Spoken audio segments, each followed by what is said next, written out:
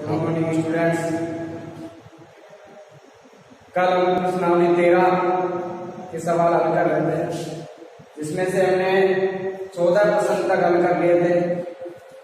एक प्रश्न शेष है, इसका एक सवाल लास्ट बंद हुआ, उसको हल करेंगे। आगे बढ़े इससे पहले कि हमारे channel Jyotiba Phule group of education को लाइक और सब्सक्राइब करें, ताकि आगे की वीडियो आप सरलता से देख सकें। बात करें, कल मैंने सवाल करवाया था और उस पर एक कमांड आया। सवाल करवाया था 13, उसका चित्र इस प्रकार से बनाया, ए, ये बी और ये सी,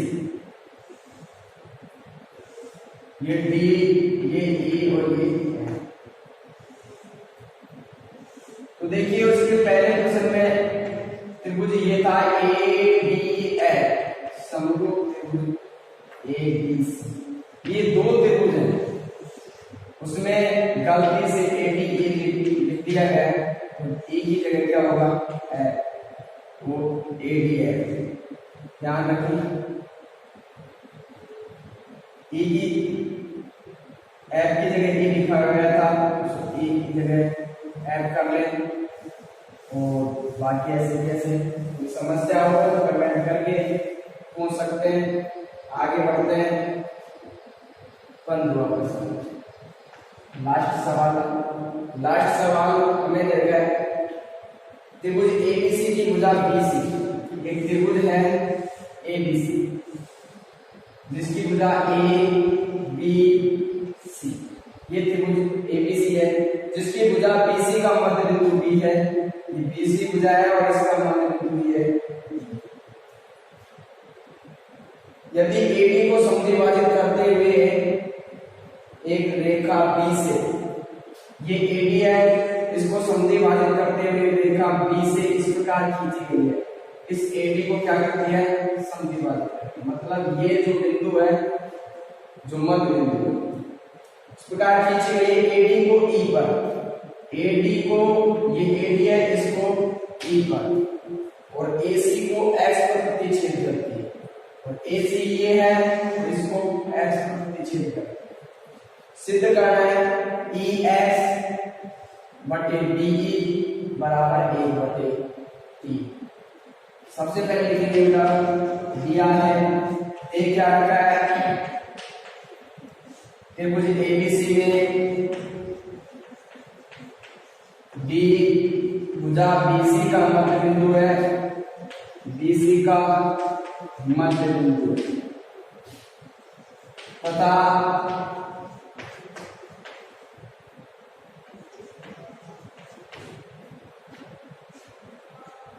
बिंदु बी से एडी को समद्विभाजित करती हुई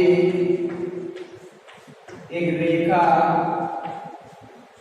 इस प्रकार खींची गई है। एक रेखा इस प्रकार खींची गई है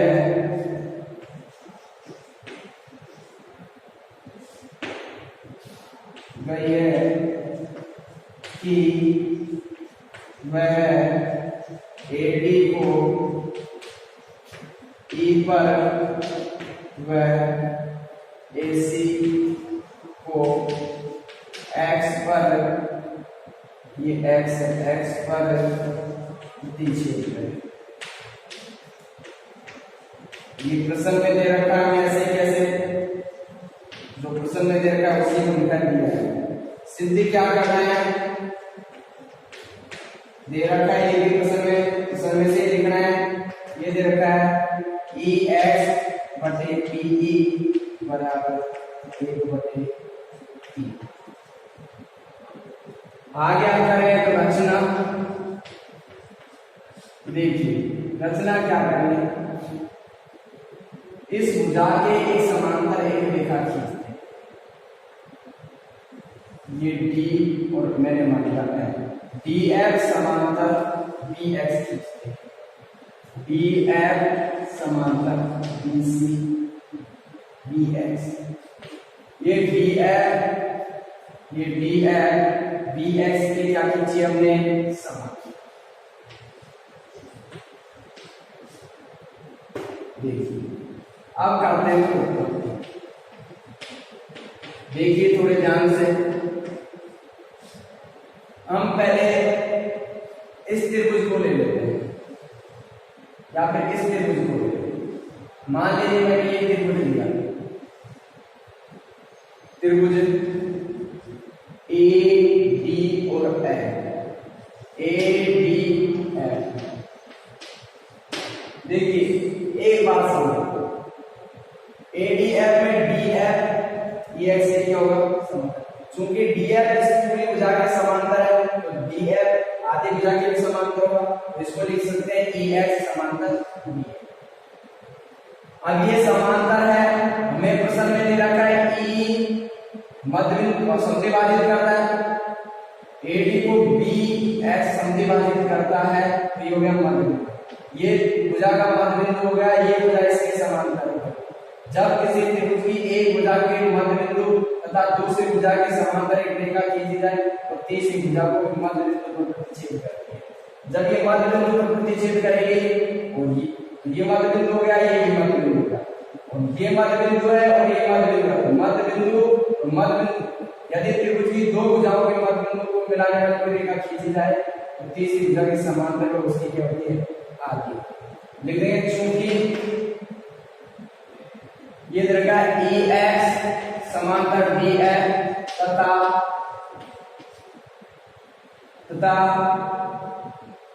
ई ए डी का मध्यबिंदु एक भुजा के समांतर हो और एक भुजा का मध्यबिंदु दे रखो तो वो भुजा जो होती है तो खींची जाती है, तो इस भुजा की क्या होती है समांतर दे रखे दूसरी क्या है।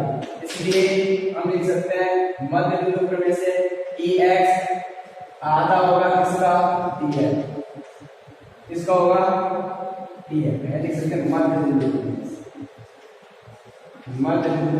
प्रमेय से।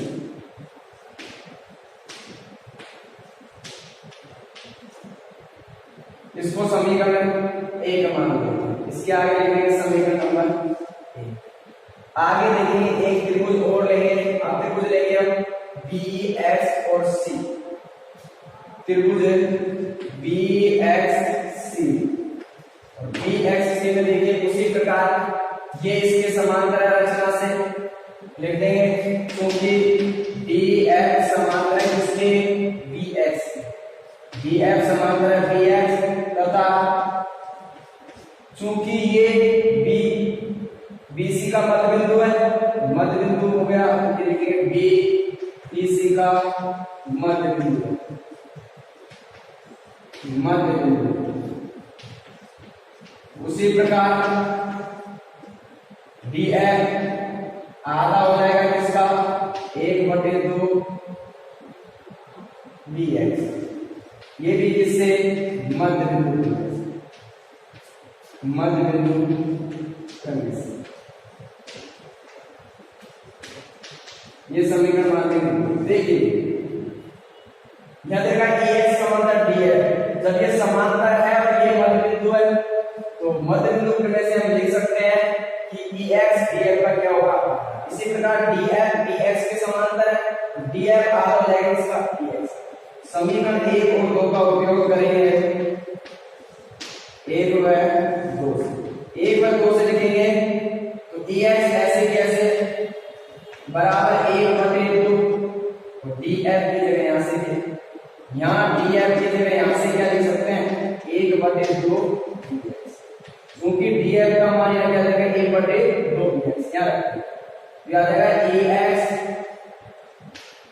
1 को 1 से गुणा करेंगे 1, 2 को 2 से गुणा करेंगे 4, ये बी एक्स ऐसे ही।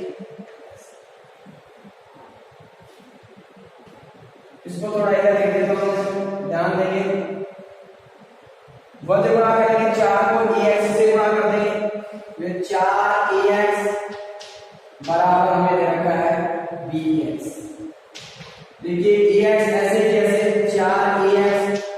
एक बात देखिए चित्र में हमें दे रखा है बी एक्स, ठीक है। बी एक्स के दो हिस्से कर सकते हैं, BE plus E X, BE plus E X. इस ई एक्स को इधर ले आइए, 4 ई एक्स, इस ई एक्स को इधर ले आइए, इसको हो जाएगा माइनस का, यहाँ क्या बच गया होगा 4x ई एक्स में से एक ई एक्स गए तो बच गया हमारे पास 3 ई एक्स बराबर बी। ई एक्स ऐसे कैसे, बीई को इधर लेके आएंगे क्या आ जाएगा बटे में जाएगा बीई, इसके स्थान पे क्या बचा ए, ये गुणा की संख्या ले जाएगा आ जाएगी, ये यानी से उतारेंगे। इस प्रकार से हमने 11 पंक्ति खत्म करी है। अब दो समरूप त्रिभुजों का क्षेत्रफल पढ़ेंगे।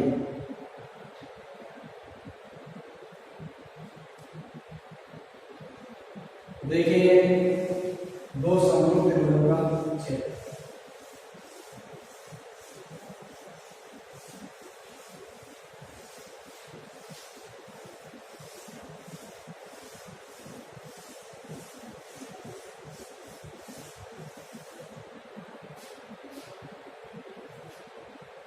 दो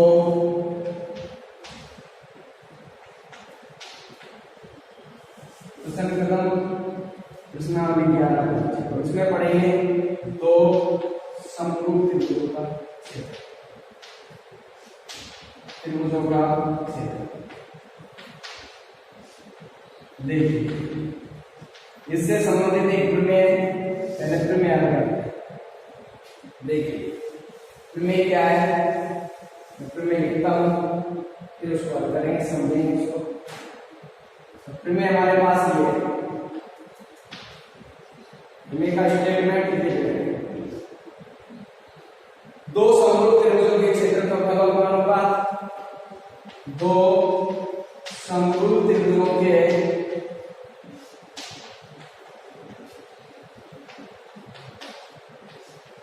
क्षेत्रफलों का अनुपात, क्षेत्रफलों का अनुपात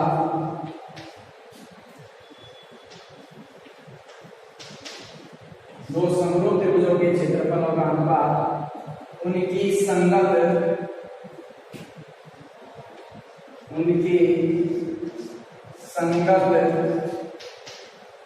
भुजाओं के उनकी संगत भुजाओं के वर्गों के अनुपात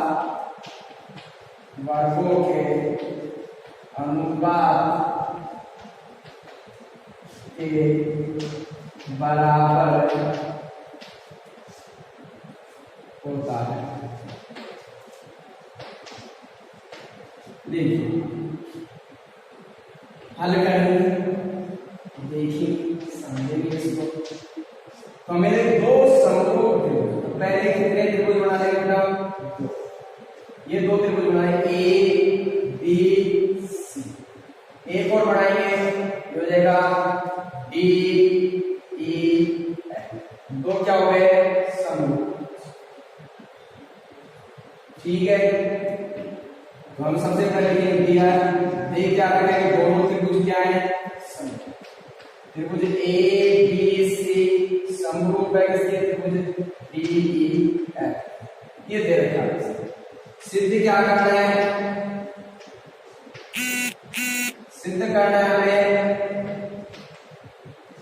कि इनके क्षेत्रफल एरिया क्षेत्रफल त्रिभुज एबीसी बटे का मतलब होता है अनुपात, एरिया त्रिभुज दूसरा कौन सा है डीई, और क्षेत्रफलों का अनुपात इनकी संगत इसकी एबी तो इसकी बी, इसकी एबी तो इसकी बी, इनके अनुपातों के क्षेत्रफलों का अनुपात इनके संगत भुजाओं के वर्ग, संगत भुजा इसकी एबी और इसकी डी है, उनका वर्ग और उनका भी। जरूरी नहीं है कि मान लीजिए इसकी भुजा बीसी लेंगे भुजा कौन से लेंगे ई एफ, ई एफ का। सेम इसी प्रकार मान लीजिए हमने भुजा ली सी ए, सी ए का स्क्वायर यहाँ क्या आ जाएगा एफ डी। अब देखिए समरूप त्रिभुजों का क्षेत्रफल चाहिए और त्रिभुज के क्षेत्रफल का सूत्र होता है 1/2 आधार इंटू ऊंचाई या शीर्ष। देखो आधार तो हम इसको मान लेंगे, कोई सी ऊंचाई को मान सकते हैं, लेकिन हमारे पास क्या नहीं है शीर्ष। शीर्ष लंब नहीं है तो पहले लंब डालेंगे, यहाँ से लंब डाल दिया हमने ए एन, यहाँ से डाल दिया क्या डी एन। रचना क्या करेगा हमने, रचना करी हमने ए एम लंब बीसी व डी एन लंब डी एन। उत्पत्ति देखिए, सबसे पहले जो दे रखा है उसी का उपयोग करें। देखिए ये देखा त्रिभुज एबीसी समरूप त्रिभुज डीईएन। देखिए मैंने बताया दो समरूप त्रिभुज हो तो उनकी संगत भुजाओं का अनुपात, संगत भुजाएं तो समानुपाती होती है और संगत कोण क्या होते हैं बराबर। मान लीजिए मैंने संगत भुजा ली तो इसकी एबी भुजा आएगी, इसकी आएगी कौन सी, इसकी एबी लेंगे तो संगत भुजा इसकी कौन सी होगी डी। इसी प्रकार मान लीजिए इसकी भुजा बीसी लेंगे तो इसकी भुजा कौन सी आएगी बेटा ई है। इसी प्रकार इसकी भुजा ये लेंगे सी ए तो इसकी कौन सी आएगी एफ, सी ए बटे एफ। ये समीकरण, ये तो संगत भुजा समानुपाती होगी। अब संगत कोण भी बराबर होते हैं तो कोण बी किसके बराबर हो जाएगा ई, कोण बी बराबर कोण सी किसके बराबर होगा है। हम इधर का लिख ले, चाहे इधर का ले, कोई एक ही, एक से काम चल जाएगा, इसे ले लेंगे हम समीकरण। अब इसमें देखिए जो लंब डाला है इसके इधर एक त्रिभुज बन रहा है, इस लंब के इधर, इस लंब के इधर एक त्रिभुज बन रहा है, दोनों त्रिभुजों को समरूप कर लेते हैं। तो एक हो गया त्रिभुज ए बी एन और एक हो गया त्रिभुज डी ई एन। एक तो त्रिभुज लिया हमने, इसका तो लिया ए बी एन, इसका लिया डी। अब ये क्यों लिया है, क्योंकि इसमें ये कोण बराबर किए, जब ये कोण बराबर किए तो इधर के त्रिभुज लेंगे। अगर हम इनको बराबर लिख लेंगे तो हम दोनों में इधर का देखिए इनको हम समरूप करेंगे तो देखिए कोण बी कोण ई के बराबर है, यहां से कोण बी बराबर कोण ई, तो ये कहां से आया हमारे पास समीकरण 2 से। कहां से आया हमारा समीकरण 2 से। इसी प्रकार मैंने यहां लंब डाला तो इसको कोण 1 मान सकते हैं, इसको कोण हम 2 मान सकते हैं। कोण 1 और 2 बराबर होंगे क्योंकि लंब डालेंगे तो 90 डिग्री का कोण बढ़ेगा। ए बराबर कोण 2, क्योंकि दोनों क्या है 90 डिग्री, लंब डाला इसलिए दोनों जगह 90 डिग्री का कोण बना। दो कोण बराबर हो गए तो समरूपता हमारी बेटा हो जाएगी ए समरूपता, और ए समरूपता से हम क्या लिख सकते हैं त्रिभुज ए बी एन समरूप त्रिभुज डी ई एन। और वही समरूप त्रिभुजों की संगत भुजा समानुपाती, मान लीजिए इसकी ए बी भुजा लें, इसकी कौन से लेंगे डी। इसकी ए बी भुजा छोटे वाले त्रिभुज की तो यहाँ भी मान लीजिए इसकी भुजा ए एन लें, इसकी कौन से लेंगे डी एन, ए एन बटे डी एन। ये समीकरण। अब दोनों त्रिभुजों का क्षेत्रफल निकाल दो। एक तो एरिया त्रिभुज कौन सा है ए बी और सी, ए बी सी, और एक त्रिभुज है हमारा कौन सा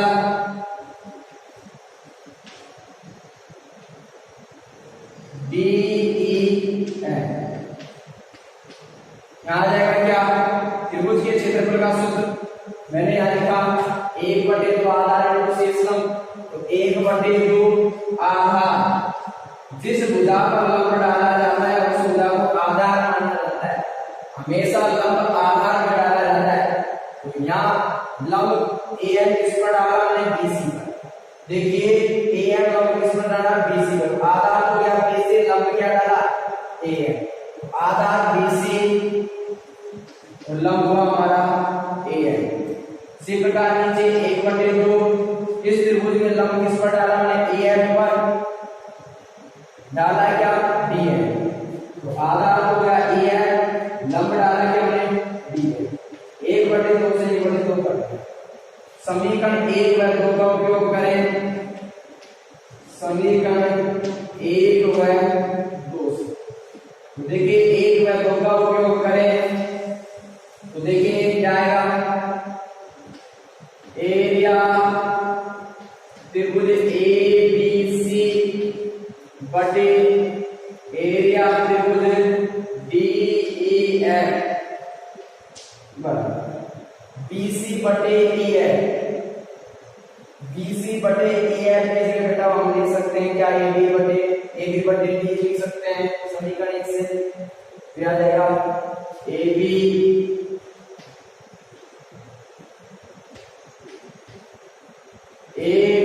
बटे डी, फिर गुना।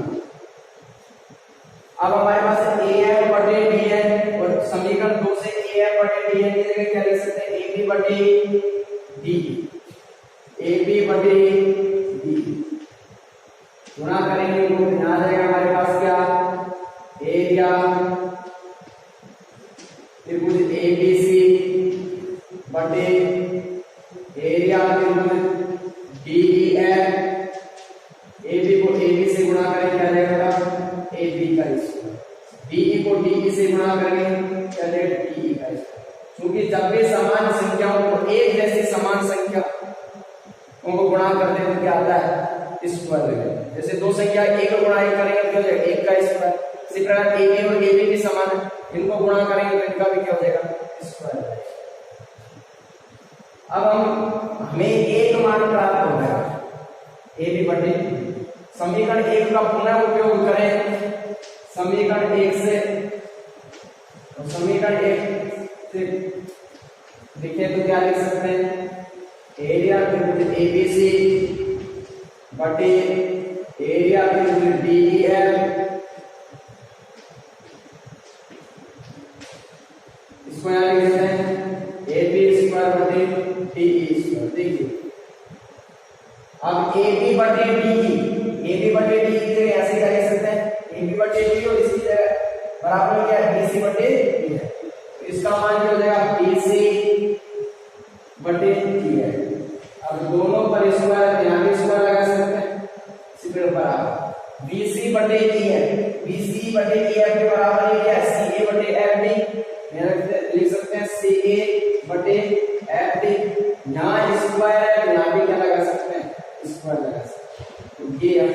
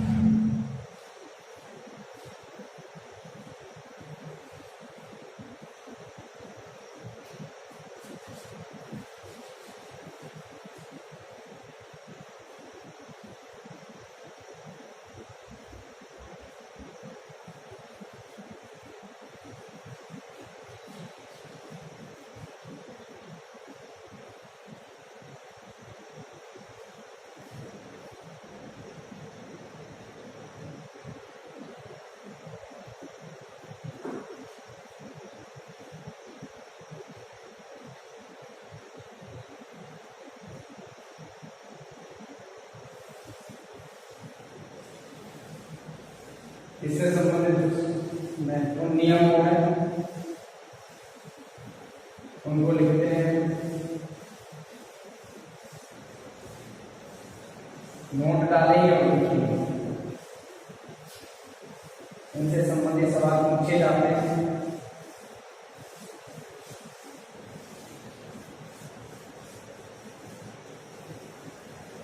देखिए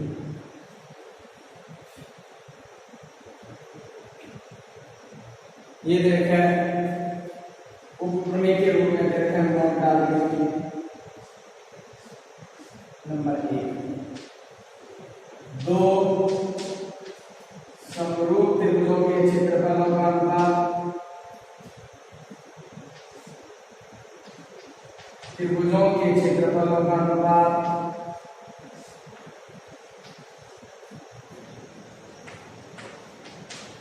क्षेत्रफलों का अनुपात उनकी संगत माध्यिकाओं, संगत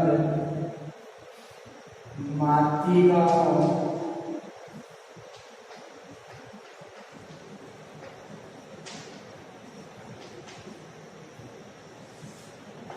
के वर्गों के अनुपात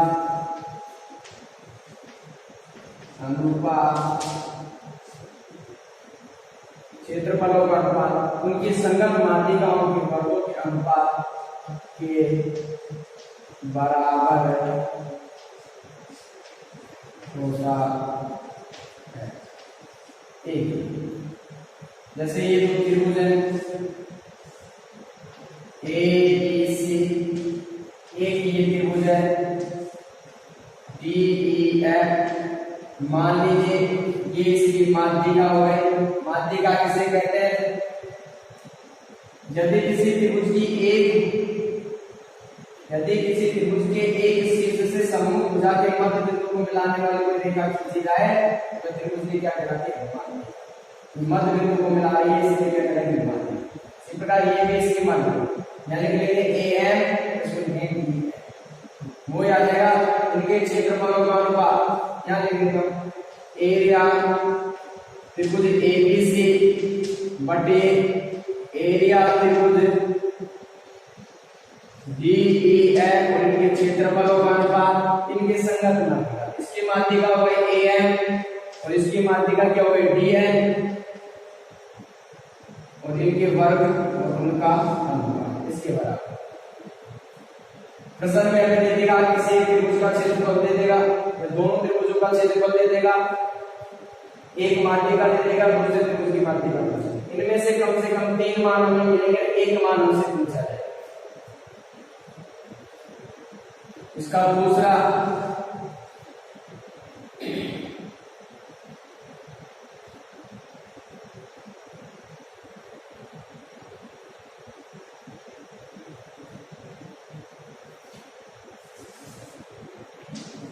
दो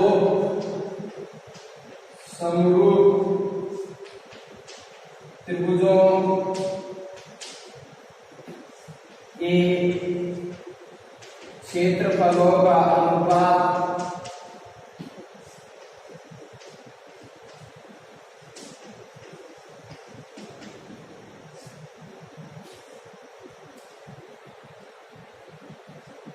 उनके किसी शीर्ष से सम्मुख भुजा पर डाले गए संगत लंबों के वर्गों के अनुपात के बराबर होता है। लेकिन समझेंगे इसको भी। देखिए मान लीजिए त्रिभुज है ए बी सी, एक त्रिभुज है ये डी ई। मान लीजिए यहां से ये लंब डाला गया, ए लंब डाल दिया दे, ये लंब है। इसी प्रकार एक शीर्ष से यहां भी लंब डाल दिया, इस शीर्ष से ये हो गया डी है। तो ये संगत लंब हो गए। तो क्षेत्रफलों का अनुपात एरिया त्रिभुज एबीसी बटे एरिया त्रिभुज डीईएफ और क्षेत्रफलों का अनुपात इनके संगत शीर्ष लंब क्या हो गया, इसका ए है और इसका क्या हो गया बी है। बात वही है, लेकिन ध्यान रखना क्षेत्रफलों का अनुपात पहले आया था और जो पेपर में उसमें तो भुजाओं के अनुपात के वर्ग के बराबर, इसमें आया था क्या माध्यिकाओं के वर्गों के अनुपात के बराबर, और इसमें है संगत लंब के वर्ग के अनुपात के बराबर। ये इसमें क्या है शीर्ष लंब, शीर्ष लंब कहें या लंब कहें, यहाँ पे ये लंब है, इसमें ये क्या है माध्यिका, इसमें ये माध्यिका,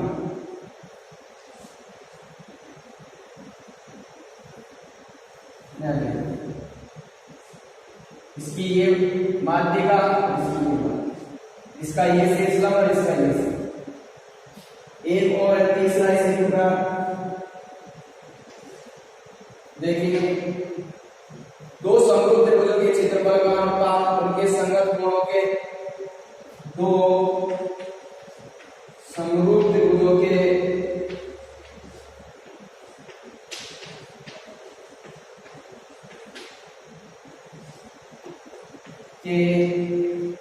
क्षेत्रफलों का अनुपात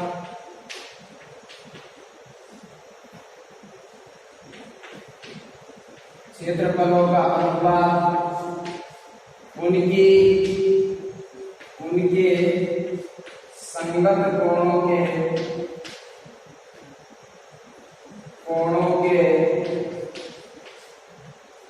समद्विभाजक या समद्विभाजकों